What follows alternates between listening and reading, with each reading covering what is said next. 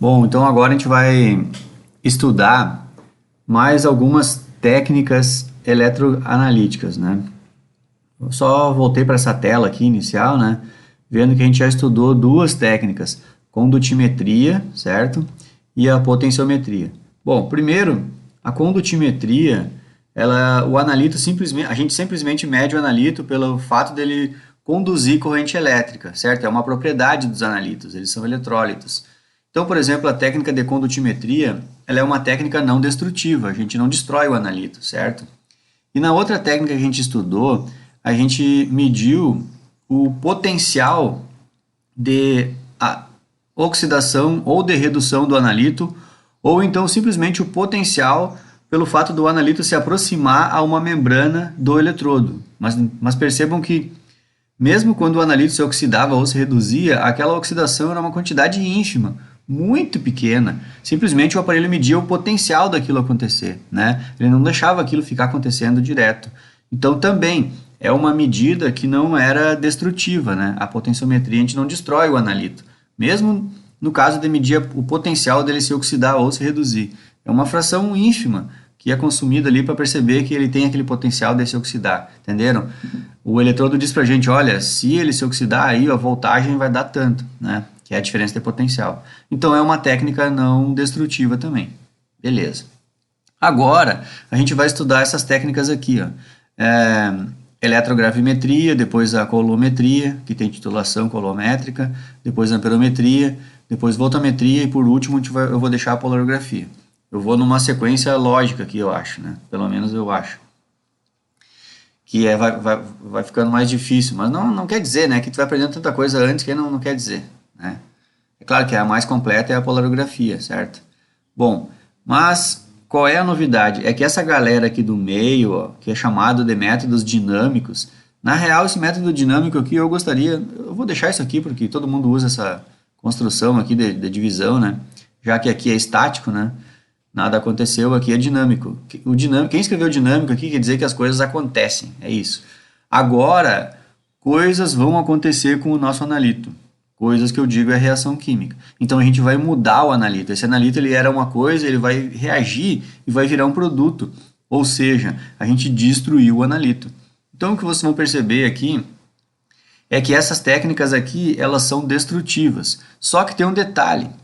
Por exemplo, lá na polarografia, né, ou algumas da voltametria, a gente destrói, mas destrói bem pouquinho. Então ela meio que se enquadra aqui na potenciometria. A gente até destrói, mas como destrói tão pouquinho, que a gente, na prática, a gente costuma dizer que ela não é destrutiva, né? Então, mais adiante vocês vão perceber isso. Mas outras aqui são totalmente destrutivas. A gente destrói todo o analito. Ou seja, o que quer dizer destrutivo? Quer dizer que eu vou lá no aparelho, né? Eu pego a amostra, coloco no aparelho e faço a minha análise. Pronto. Destruí toda a amostra. É isso. Acabou a tua amostra. Acabou, não tem mais amostra. Entendeu? Tua amostra já era, é uma análise destrutiva. É igual lá, por exemplo, a absorção atômica com chama. Tu pega lá, suga a amostra vai lá no chama, a chama queima tudo, pronto, acabou a tua amostra, não tem mais. E aqui é a mesma coisa. Não é porque precisa ter uma chama, mas, por exemplo, se tu pega a amostra ali, o analito e a molécula tal, e aí ela reage e vira outra coisa, pronto, tu não tem mais teu analito, né? Então é destrutivo.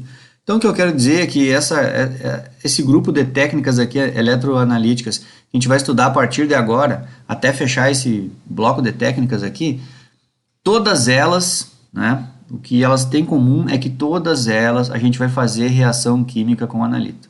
Vai acontecer coisa ali, entendeu? E coisas que mexem na vida do analito, certo? É isso. Esses procedimentos químicos onde a gente força uma reação química a acontecer, porque na real nós vamos forçar, certo?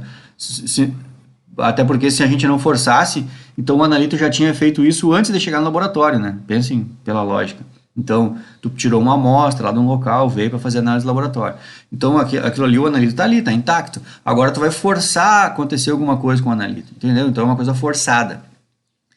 Eu estou usando umas palavras mais grosseiras, assim, porque eu estou na minha explicação genérica, né? Certo?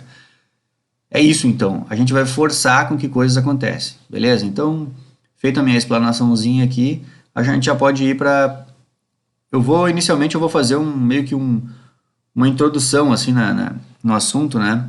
Que é isso. O que que quer dizer esse tipo de forçar as reações químicas a acontecerem? Isso é o que a gente chama de eletrólise, certo? Então, eletrólise, pessoal, é o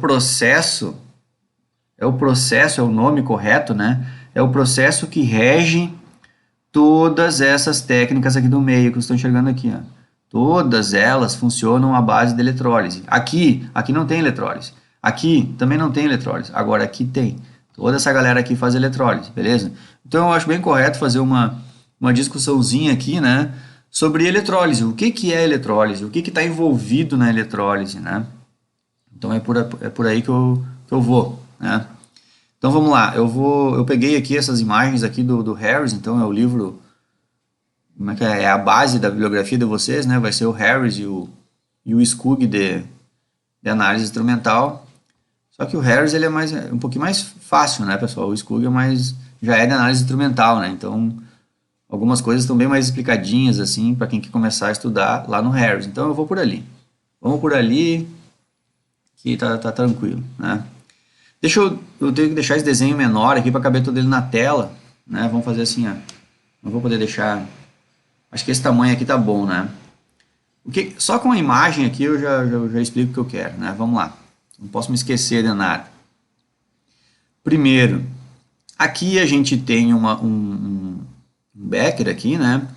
E a gente tem dois eletrodos aqui, ó. Um eletrodo aqui, outro eletrodo aqui. Vamos olhar passo a passo aqui o nosso desenho, tá? Então, ó, um becker, beleza? Aqui está mergulhado um eletrodo, né? Do que é esse eletrodo? É um fio de platina. Então, vocês já estão pegando a manha da coisa aqui. Platina, todo mundo aí que já estudou aquele capítulozinho meu de equilíbrio químico de reações de oxirredução, sabe que platina é o elemento com o maior potencial de redução. Então, nenhum átomo aqui, ninguém aqui vai arrancar o elétron da platina, né? Então a gente diz que esse eletrodo aqui ele é inerte, entenderam? Então a gente tem um eletrodo aqui, que é feito de platina, e lá do outro lado tem um eletrodo, só que o eletrodo lá do outro lado ele é feito de cobre, beleza? Cobre metálico, né? Então cobre zero, né? Lembrando também que quando é o cobre zero, não precisa escrever o zero, né? Eu sou um que na aula eu escrevo o zero lá para forçar, assim, a pessoa, né? Mas não precisa escrever, só o cobre ali é o cobre metálico, tá aqui, uma haste metálica. Beleza. Aí tem um líquido aqui no meio. Tem um líquido aqui no meio. O que que tem nesse líquido aqui? Nesse líquido, ele é a maior parte do líquido é aquoso, então tem um montão, né, praticamente um montão de molécula de água lá, né? E nesse líquido aqui, o líquido, ele já é um líquido meio azulzinho. Por que que ele é azulzinho? Porque a gente tem cobre 2+. E lembrem que o cobre 2+, ele se combina com moléculas de água, né? 6 moléculas de água vão lá e se grudam no cobre e formam o que a gente chama de aquocomplexo, que é um complexo azulzinho, um complexo que tem coloração azulzinho, um azul clarinho, assim, né? Então, se a gente tem cobre 2+ em solução aquosa, a gente tem um aquocomplexo de cobre. Beleza. Aí, se a gente olhar aqui no desenho, o livro já está sugerindo que as moléculas de água vão reagir, tem uma flechinha aqui, ó. As moléculas de água vão reagir e vão fazer essa reação aqui, ó. Moléculas de H2O vão virar oxigênio, né? Gás oxigênio, liberar 2 íons H+, e liberar 2 elétrons. Então perceba que na molécula H2O, qual é o número de oxidação do oxigênio? É -2. Se esse oxigênio que está com o número NOx -2 virar gás oxigênio, qual é o número de oxidação no gás oxigênio? É 0. É o oxigênio ligado com ele mesmo. Então é 0. Então se o oxigênio do H2O virar gás oxigênio, a gente tem uma reação de oxidação, certo? Oxigênios -2 vão virar oxigênio 0. Então ele está se oxidando. Se ele se oxidar, ele vai entregar elétrons aqui nesse eletrodo, certo? Ele se oxida e entrega os elétrons dele aqui. Por que ele entrega os elétrons dele aqui? Porque para alguém se oxidar, alguém tem que se reduzir, se lembram disso, né? Então, alguém tem que pegar esses elétrons aqui, ele vai liberar 2 elétrons aqui e não vai ficar um líquido com 2 elétrons. Vai meter a mão ali e tomar um choque, entendeu? Isso não existe. Certo? Então ele vai entregar esses elétrons aqui nesse eletrodo aqui. Beleza? Então tá. Esse eletrodo aqui vai transportar os elétrons dele para lá, né?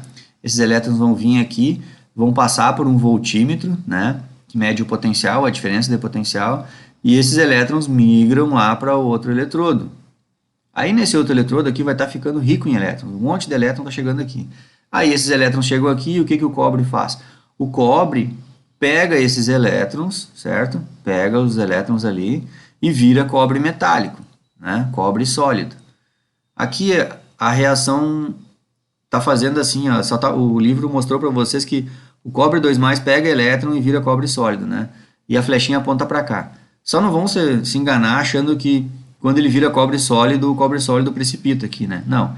Na verdade, quando o cobre 2+ pega os dois elétrons, ele vira o cobre sólido e o cobre sólido fica grudado na placa aqui, ó, tá?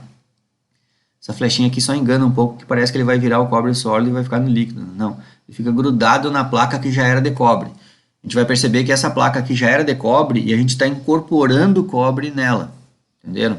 Ela já era de cobre sólido e se essa reação aqui vai acontecendo, a gente vai incorporando, colocando mais cobre sólido na placa, beleza? Bom, já expliquei até aqui, agora eu vou melhorando minha explicação aqui, falando de mais detalhes do desenho. Fora isso, eu já falei dessa parte aqui, que se os elétrons saem daqui, passam por esse aparelho, vêm para a parte de cá, né? Outra reação acontece aqui, esse aparelho mede a diferença de potencial. O que é a diferença de potencial? Como os elétrons saem daqui e vão para lá, esse fio aqui fica positivo, né? Ele é pobre em elétrons, essa extremidade aqui, ó. E como os elétrons sempre migram para cá, essa extremidade aqui do sistema, ela é rica em elétrons, entenderam? Então, a diferença de o quanto isso é positivo para o quanto esse lado aqui é negativo, essa diferença é o que a gente chama de DDP, diferença de potencial, beleza? E a DDP é medida em quê? Em volts, né? Então, o aparelho que faz isso, ele é um potenciômetro, beleza? Então, isso aqui vai me dar a voltagem. Que quando essa reação aqui aconteceu, qual é a voltagem que vai medir aqui, tá? Qual é outra coisa que está aqui no desenho? Tem um outro aparelhinho aqui que está construído, porque eu disse para vocês, né, que esse aparelho aqui, o potenciômetro, ele lá dentro dele ele tem uma resistência muito grande.